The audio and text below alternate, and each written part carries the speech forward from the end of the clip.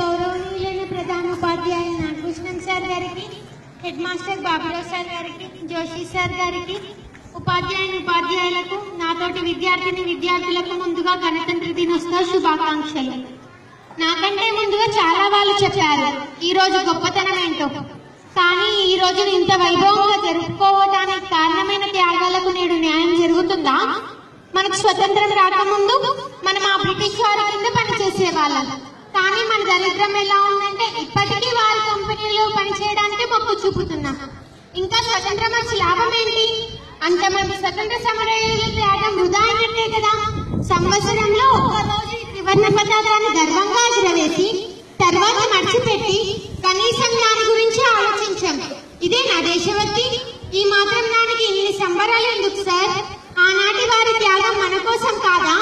వాళ్ళు ఎన్నో కష్టాలు అనుకుని పెట్టిన స్వతంత్రం అనే చెట్టు ఫలాలు నేడు కొందరి వల్ల దుర్వినియోగం అవుతున్నాయి. మొన్న జరిగిన గ్రూప్ 2 ఎగ్జామ్ 8 లక్షల మంది రాశారంటే మన నిరుద్యోగ సమస్య ఎంతో ఉందో మనం అర్థం చేసుకోవచ్చు.